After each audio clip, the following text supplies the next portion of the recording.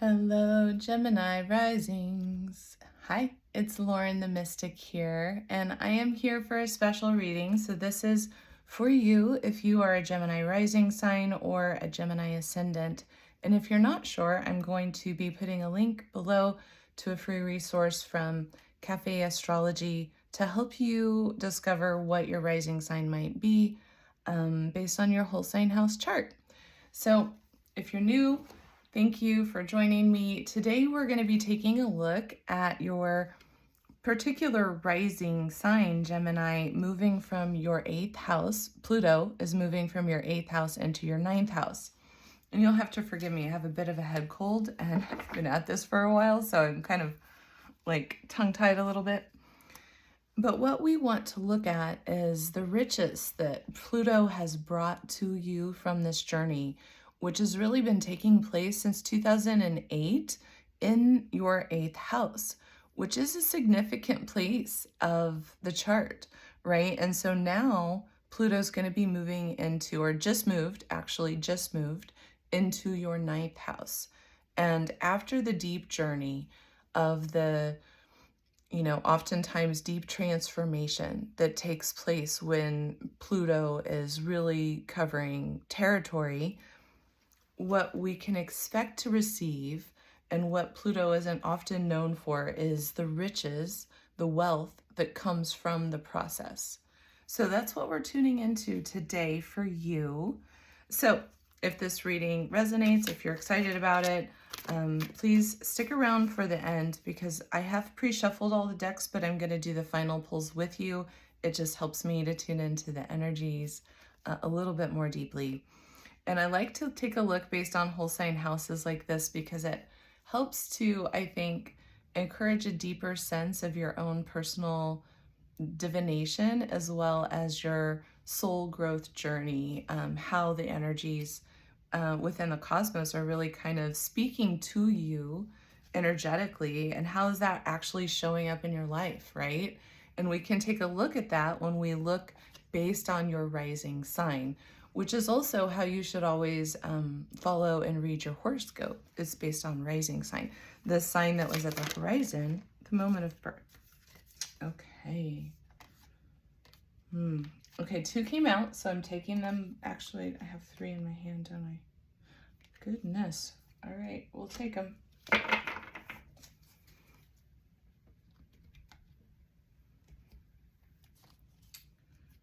All right, Gemini Risings, bear with me while I pull the cards, please. Just get comfy, get prepared. These readings have been so cool so far, so I'm excited to see what yours has to show us. Thank you, Spirit. Your Moonology card is Believe in the Impossible, Blue Moon. And so first out, also a time for healing. A time for healing wanted to show up as well. And that's what I'm getting so far. So I typically don't start the read until I have all the cards on the table. This is the card that wants to be shown. Oh, look at that. Gemini Risings. Spring equinox rebirth. Definitely feeling that with that healing vibe. You're in a process of walking away, having let go. There was a deep process of saying goodbye to an entire way of being, and you're recreating yourself. And I think it had to do with saying goodbye to a significant relationship in some capacity. But we're going to get some more clarifiers, and I'll tune in more specifically. So just hang tight. We're tuning into Gemini Rising, please, Spirit. Do they need to know what riches is Pluto bringing? Oh, thank you. Just as we suspected, deep cellular healing, deep physical and emotional healing. You've been through an incredible, you're being reborn is what I'm hearing. Ah, yes. Ah, yes, as my daughter would say. Ah, yes. Karmic relationships. Okay, broken. you had to go through a period, it sounds like. It was deep soul growth. It was a period of conflict, which resulted in, I believe, the breaking of a karmic contract, which is very eighth house, and it could be multiple contracts, right? The eighth house rules contracts of all kinds. So these aren't necessarily just always physical contracts, such as a legal contract, like a marriage, or, this can be things like insurance. It can be things like business contracts, right? Those are contracts. But very much the eighth house also represents that spiritual realm of our higher self, or our divine nature, that connection that is sort of guiding us. And to me, I interpret this oftentimes as soul contracts. So feel into that for yourself. Only ever take what feels resonant and true for you in any reading. But I'm feeling like there is a deep process of soul growth. So let's grab some clarifiers and then I'll speak more to this, okay? All right, Spirit, tuning into Gemini Rising, getting clarifiers for the Six of Swords, Universe, King of Cups, upside down.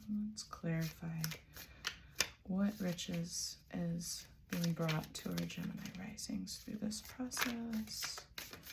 What is Pluto doing? What transformation journey? Clarify this, please. Thank you. Well, here we have another. All right. More clarification. 2 more cards, please, Spirit. Thank you.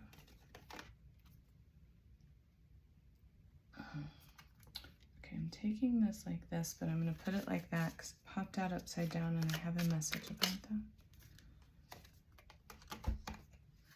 Yes. Here we go again. Okay.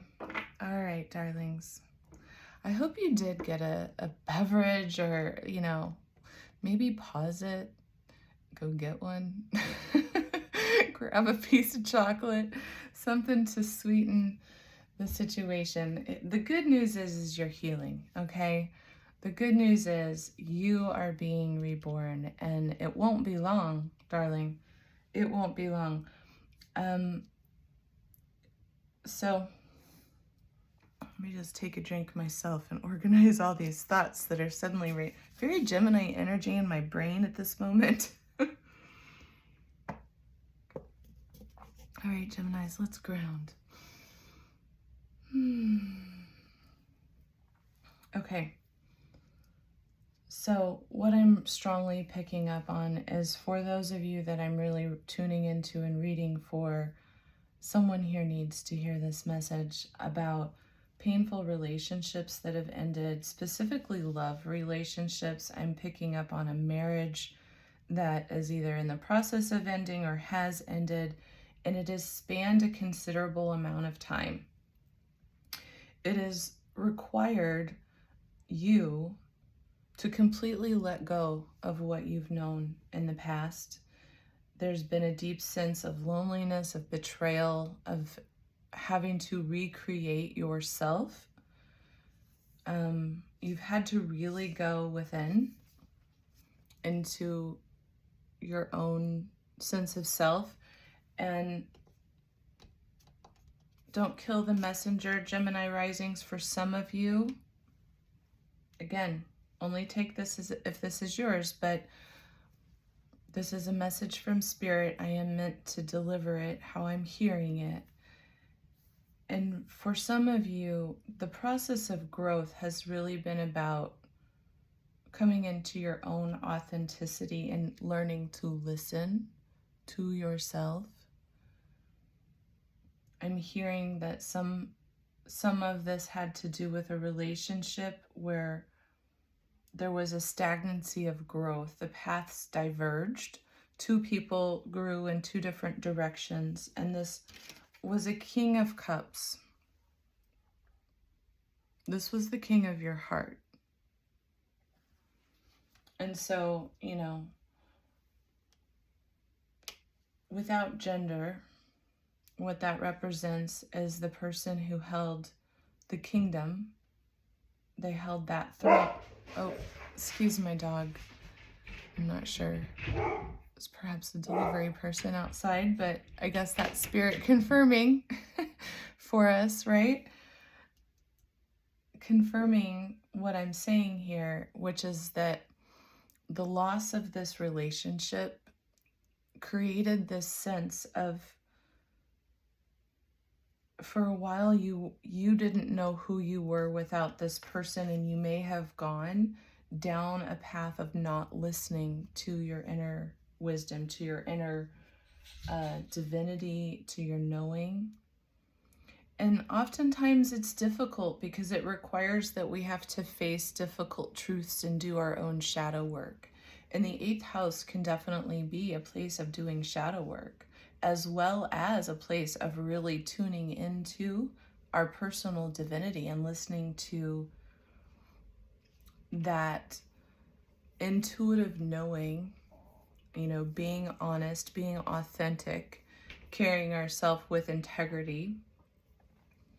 And there may have had to be, there may have been some conflict here within the space of the heart space, where two people grew in two different paths.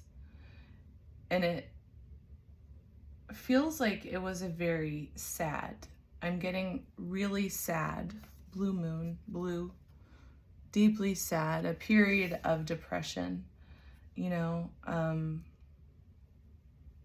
However, emerging from this break, you know, it turned your world upside down. Emerging from this break and this karmic relationship, this relationship was meant to end. Karmic relationships are, as I understand them, they're here to serve as growth catalysts, where we often are experiencing the deepest catalysts for our own personal growth and understanding through these karmic relationships, as well as through soul contracts. And the 8th house governs soul contracts, right? It governs those agreements that we've made before we even incarnated, that we were going to show up and play certain roles within each other's lives. And it's often true that sometimes we end up playing a role that we would not, that we're kind of surprised by ourselves, right? That we showed up in a certain way, or that a certain thing went down. And you might feel like, that isn't me as I identify with myself here and now. And the reason for that, I think we've all had these types of experiences. So whether this is ringing true for you or not, the reason for that, when that happens, is I believe that there was an agreement that's beyond us, that we were meant to soul fulfill for another person, because that person must have needed at a deep level to learn a difficult lesson, and you were trusted. You were the trusted one to help them to learn that lesson, right? And that's hard. It's not easy to sit with that. It's not easy to sit with that knowing. And it's required you to really go into this place of rebirth for yourself. You are recreating from all of the elements within the universe, all of the elements that you contain. You already have all of the magic, and this healing is streaming into you. It's already taking place. The deep healing, it's happening at a DNA level. You likely don't even look the same, right? Your energy is different. It's incredible physical and emotional healing that you are moving through. This is a process of rebirth, where I really expect you are going to see very tangible changes after spring equinox coming after March 19th of 2025. You are really going to feel this sense that you are reborn. but you're still in this deep process of healing, of clearing. Okay, and so we have the Knight of Cups upside down, which is a love offer gone awry. However, it's a rejection, really, you know, of a love offer or something that was misleading. When I pulled this card, when this card showed on the table, what I thought was that there was a rebound relationship after the King of Cups. There was a rebound love offer that came in looking all good, looking like the suave, handsome, romantic knight, ready to sweep us off our feet, right? That's the energy here. We're just talking archetypes. This is regardless of gender. The archetype of someone really getting, exciting you, like extreme attraction, right? And a lot of sexual attraction here. And for a second, it knocked you off your Queen of Pentacles. You know, the whole thing has knocked you off your Queen of Pentacles. This is you, darling. Gemini Risings, this is you. And you're reclaiming your sense of queendom from having had your world turned upside down by these false, right, karmic relationships that are really just pointing you in the direction. It's as if you've been stubborn. Gemini Risings, have you been stubborn, darlings? Are you refusing to do your work, my loves? Because I'm getting that energy a little bit right here that like you have, unfortunately, you have had to go through very difficult and hurtful, painful losses that have really rocked your dangum world, darling. Upside down world. Feeling of loss, walking away from everything that you've built, just about. This sense that karma was not just or fair. You didn't get the fair hand, okay? You didn't get the fair shake.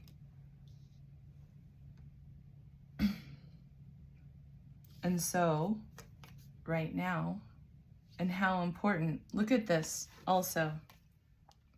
How earth energy, this is tangible resources. Gemini Risings, tangible. Look how earthy this card, I can't hold this straight. The spring equinox is about the rebirth of nature, coming back to life, right? Physical creations, but it's also about manifestations showing up in physical form. Because the seeds we planted way back here, when we're going through this, when we're like, oh my gosh, my world is upside down and I'm learning. Unfortunately, I think my lesson the hard way, potentially. But what you're being asked to do is to wish upon, once in a blue moon, wish upon a star. Believe in the impossible. You can pull this into form. You are that kind of a magician, right? You embody, Gemini Risings, you embody Hermes energy within your field so strongly as part of who you are. You're an alchemical wielder naturally.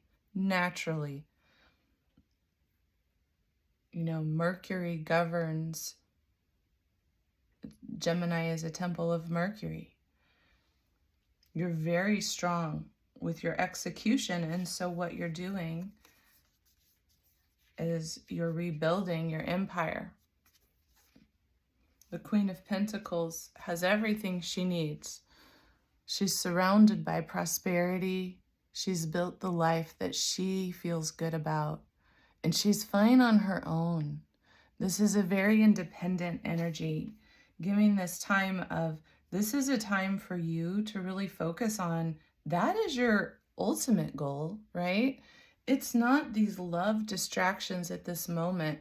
None of this is going to be able to take you away anymore. You're not going to be put in that position anymore where your queendom, your world is flipped upside down. So you're building your strength into a place that very much has you in your power, in your queendom, sitting comfortably, feeling good. And this rebirth is right around the corner. But you're still healing. So for now, really lean into that work. If you haven't already been, really allow yourself to plant these seeds, okay? And we should maybe make a mental note to yourself too, Gemini Risings. Google, when is the next blue moon? That's probably a time frame. So plant your intentions on how you are building your queendom, how this rebirth is going to take form for you, because it's happening. You're healing. And I'm so sorry for what you've moved through, darlings. It sounds like it was quite heavy for whoever I'm reading for today. As always, I hope that this has supported you and served you and really given you something to feel like the riches are on their way to you through the steep process that sometimes Pluto's energy can be a daggum wrecking ball. It's got such a deep, I always describe Pluto's vibe as like, you know, when a car goes by your house or something and they have really, really good speakers where the bass is so deep and it's loud music, so it resonates within the walls and your walls just shake. The reverberations go so deep with Pluto and the depths of the transformation. But we can't fight that, right? We can't really fight it. We've got to simply allow, and then allow the healing journey that it's sending us on to lead us, you know, along our way. You are a strong queen. Know that you are being guided. I hope this helps. And please put it in the comments if this resonates. I would really, you know, I'm grateful in advance for all of your likes, all of the subscriptions. It's really helping me to grow my channel as I get started here. So thanks so much for joining me, and we'll see you soon. Bye-bye.